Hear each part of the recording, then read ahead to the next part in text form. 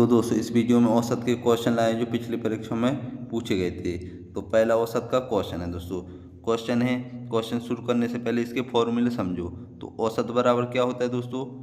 औसत बराबर होता है दोस्तों संख्याओं का कुल योग, संख्याओं का कुल योग। और उस बट्टे में क्या होता है दोस्तों? संख्याओं की कुल संख्या, मतलब यहाँ पर कुल संख्या। ये तो हो गया दोस्तों फॉर्मूला। अब संख्याओं का कुल योग का क्या होता है दोस्तों? तो संख्याओं का कुल योग बराबर क्या हो जाए दोस्तों? औसत गुणित कुल संख्या, औसतों की कुल संख्या। अब तो ये तो हो गए दोस्तों फॉर्मूले। अब सवाल हल करते हैं दोस्तों। तो पहले सवाल है, 6 संख्याओं में पहली 5 संख्या का औसत 20 है और अंतिम 5 संख्याओं का औसत 24 है। मतलब 6 संख्याओं में से पहली 5 संख्याओं का औसत क्या है दोस्तों? अब यहाँ पर पहली 5 संख्याओं का औसत 20 दिया है दोस्तों। तो पहली 5 संख्याओं को योग क्या हो जाए दोस्तों? तो हम पहली 5 संख्या का योग ज्ञात कर लेंगे दोस्तों। पहली 5 संख्याओं का योग क्या हो जाए दोस्तों? तो सूत्र फॉर्मूला क्या होता है दोस्तों? औसत बराबर क्या होता है? संख्याओं का कुल योग बटे संख्याओं की कुल संख्या। अब संख्याओं का कुल योग बराबर क्या हो जाए दोस्तों? औसत गुणित संख्याओं की कुल संख्या। मतलब औसत 20 है और संख्याओं की कुल संख्या कितनी दी है दोस्तों? 5। तो 20 पंचे हो जाएंगे दोस्तों 100।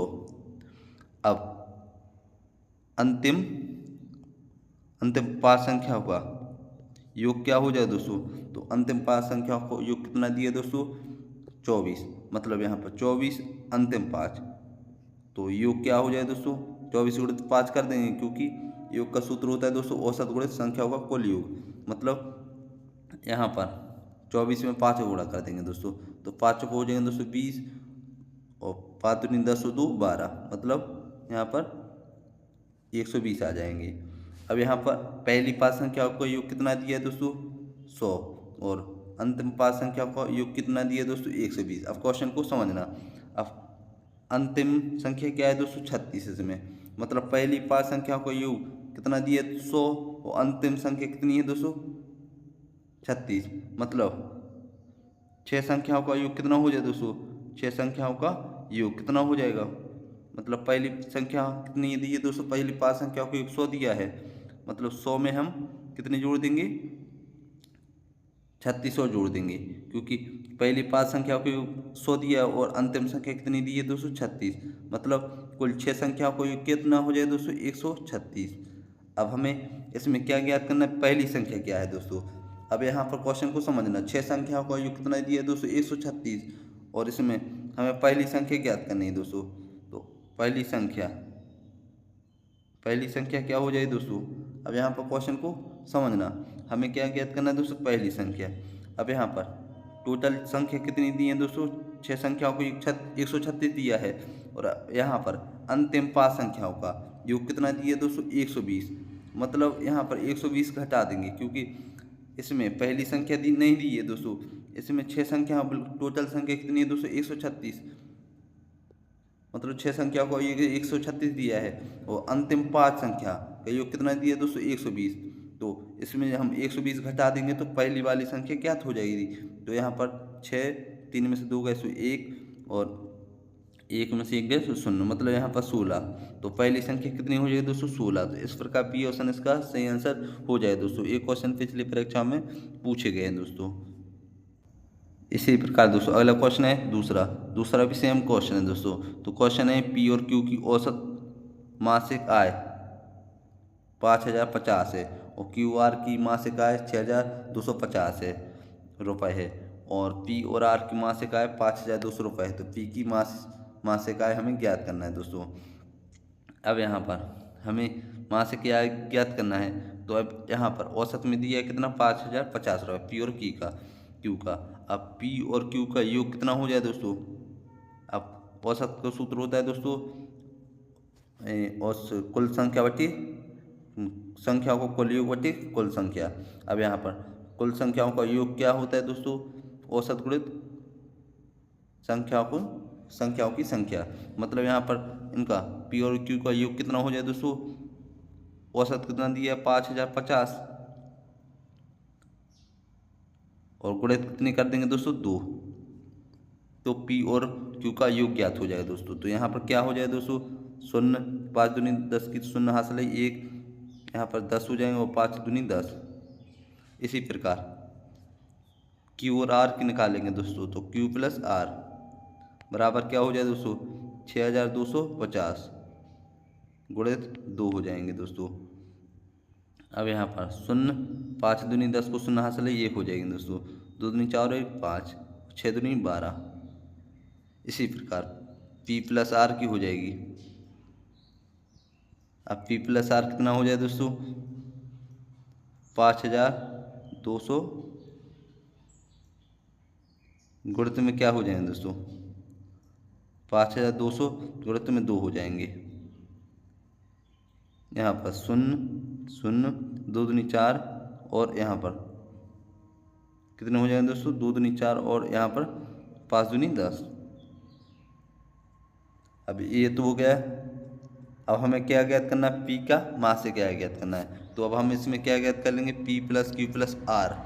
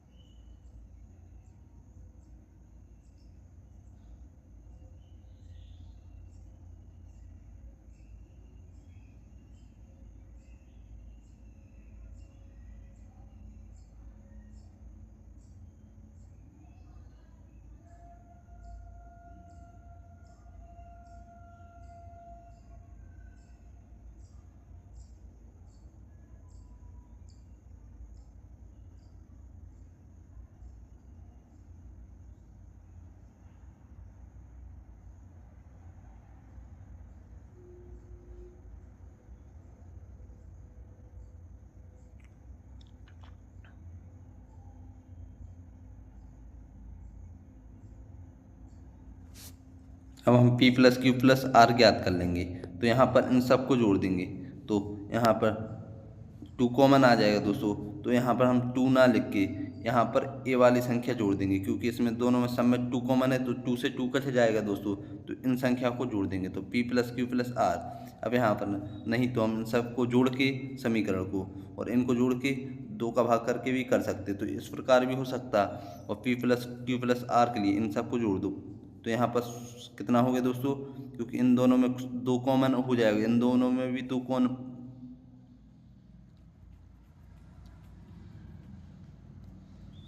अब यहाँ पर हम P plus Q plus R ज्ञात कर लेंगे। तो इसके लिए दोस्तों इन सभी को जोड़ देंगे, तो यहाँ पर 2 कॉमन हो जाएगा दोस्तों, क्योंकि सब में 2p हो जाएगा दोस्तों। और यहाँ पर भी 2 है, तो 2 से 2 कटे जाएगा, तो हम इन संख्याओं को जोड़ देंगे। तो यहाँ पर क्या हो जाए दोस्तों, 0 और यहाँ पर 5 और 5 10 की 0 हो जाएंगे दोस्तों। हासिल 1 हो जाएगी, 2 2 4 और 1 5। और यहाँ पर 5 और 5 10 और 6 16। अब यहाँ पर P plus Q plus R कितना आ गया दोस्तों, 16,500। अब हमें P की माँ से काय ज्ञात करना है दोस्तों। तो क्वेश्चन को समझते हैं। P की माँ से काय मतलब हमें P की आय ज्ञात करना है दोस्तों। तो यहाँ पर Q प्लस आर कितना दिया है दोस्तों, Q प्लस आर 12,500। मतलब यहाँ पर हम P की जगह पे क्या रख देंगे दोस्तों, P बराबर क्या हो जाए दोस्तों, यहाँ पर 16,500 16,500 हो जाएंगे दोस्तों। वो Q प्लस आर की जगह हम क्या रख देंगे दोस्तों, 12,500। मतलब यहाँ पर क्वेश्चन को समझना, माइनस में कितने हो जाएंगे दोस्तों, 12,500। तो अब इसमें से हम घटा देंगे, तो हमें P का मान ज्ञात हो जाए दोस्तों। तो यहाँ पर 0, यहाँ पर भी 0, फिर यहाँ पर 5 में से 5 गए सो यहाँ पर भी 0, और यहाँ पर 6 में से 2 गए सो यहाँ पर 4 हो जाएंगे दोस्तों, और 1 में से 1 गए सो 0। मतलब P की माँ से का 4,000 रुपये हो जाए दोस्तों। तो इस प्रकार बी ऑप्शन इसका सही आंसर हो जाए दोस्तों, 4,000 रुपये इसका सही आंसर हो जाए दोस्तों। एक क्वेश्चन ही पिछली परीक्षा में पूछा गया है दोस्तों। इसी प्रकार दोस्तों अगला क्वेश्चन है तीसरा भी सेम क्वेश्चन है। तो क्वेश्चन है P, Q और R की औसत आयु, R की आयु से 5 वर्ष अधिक है। यदि पी और क्यू की आयु मिलाकर 39 वर्ष है तो आर की आयु कितनी है दोस्तों। तो हमें आर की आयु ज्ञात करनी है। तो यहाँ पर पी, क्यू और आर की औसत आयु आर की आयु से 5 वर्ष अधिक है। अब यहाँ पर क्वेश्चन को समझना, तो हमें आर की आयु ज्ञात करना है। तो यहाँ पर क्या दिए दोस्तों, पी और क्यू की आयु मिलाकर कितनी है दोस्तों, मतलब पी प्लस क्यू की आयु मिलाकर कितनी है 39। तो पी प्लस क्यू बराबर क्या हो जाए दोस्तों 39। अब यहाँ पर क्या कह रहा है दोस्तों, पी प्लस क्यू प्लस यहाँ पर पी क्यू और आर की औसत आयु। तो यहाँ पर पी क्यू आर की औसत आयु बराबर क्या हो जाए दोस्तों, आर की आयु की 5 वर्ष अधिक है। मतलब आर की आयु मान लेंगे दोस्तों एक्स है, आर की आयु क्या मान लेंगे दोस्तों एक्स, मतलब एक्स से 5 वर्ष अधिक है। अब यहाँ पर क्वेश्चन को समझना,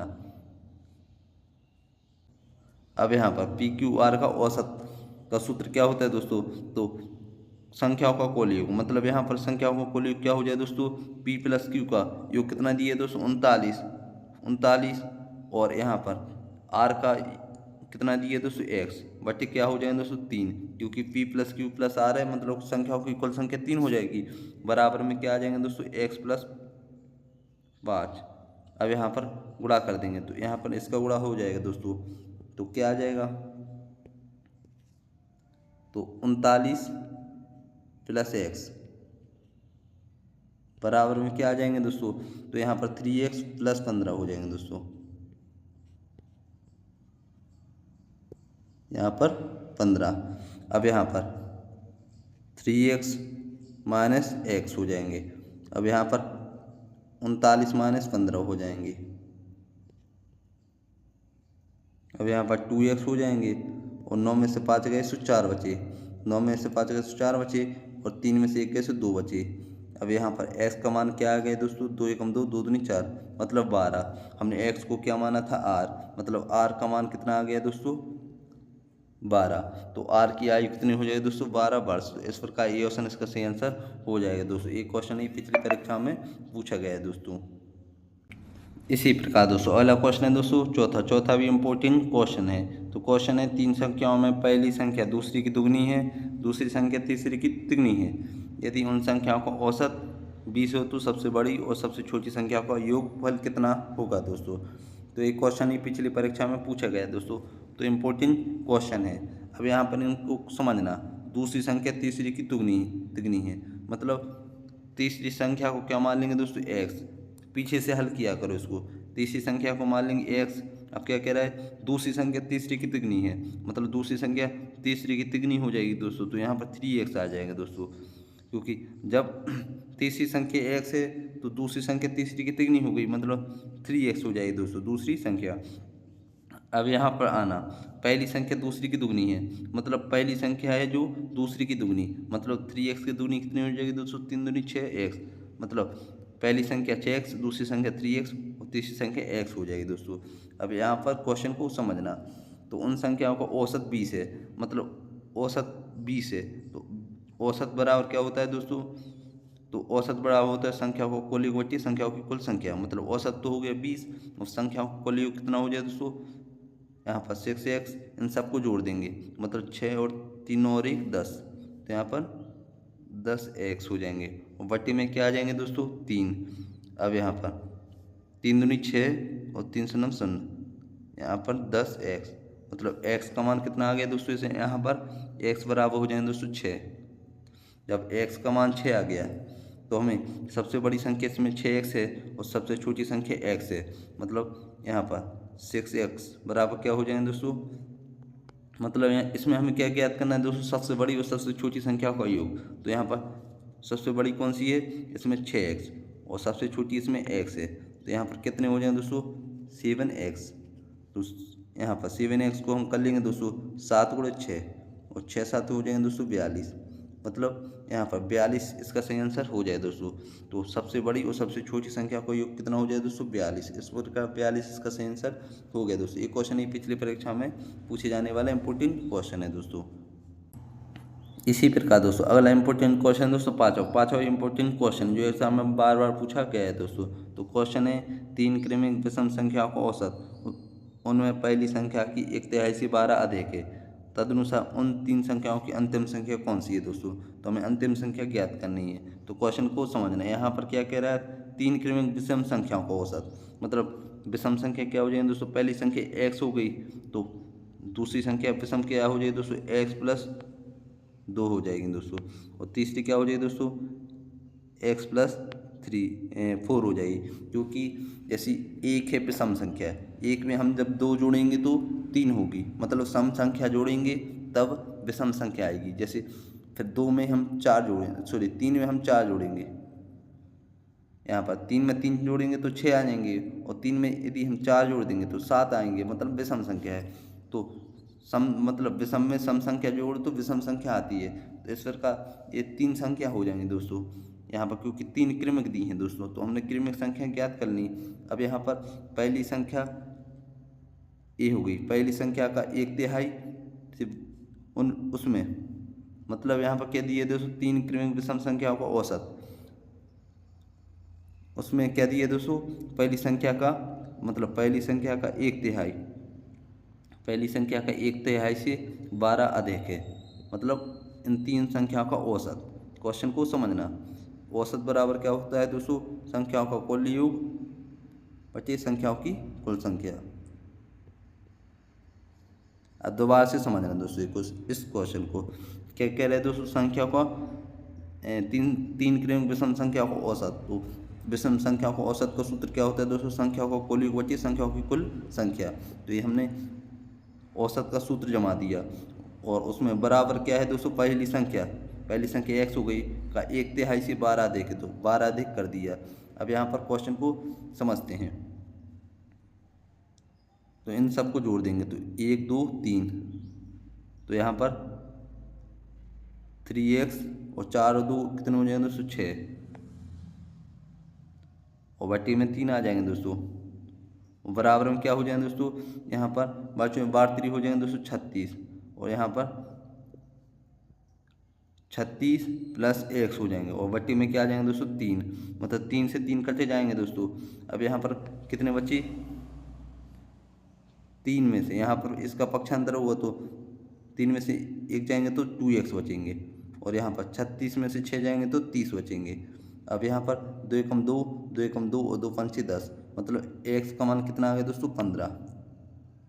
अब x का मान हमें आ गया 15, तो हमें उन तीनों में से अंतिम संख्या कौन सी है दोस्तों, अंतिम संख्या कितनी है, x+4, मतलब इसमें 15 में 4 और जोड़ देंगे तो अंतिम संख्या कितनी हो जाएगी दोस्तों, 15 और 4 19, मतलब यहाँ पर क्या आ जाएंगे दोस्तों 19, तो अंतिम संख्या कितनी होगी दोस्तों 19। तो इस प्रकार सी ऑप्शन इसका सही आंसर हो जाएगा दोस्तों, उन तीनों में अंतिम संख्या 19 हो जाएगी, तो इस प्रकार 19 इसका सही आंसर हो गया दोस्तों। ये क्वेश्चन पिछली परीक्षाओं में पूछे गए हैं, इसलिए इन क्वेश्चन को इस वीडियो में समझाया दोस्तों। तो उम्मीद करता हूँ कि आपको मेरी वीडियो समझ में आई होगी। यदि आपको मेरी वीडियो समझ में आई तो प्लीज़ लाइक एंड सब्सक्राइब जरूर करें, और घंटी बेल को दबाकर नोटिफिकेशन को क्लिक करें, जिससे ऐसी और वीडियो का नोटिफिकेशन आपको मिलता रहे दोस्तों।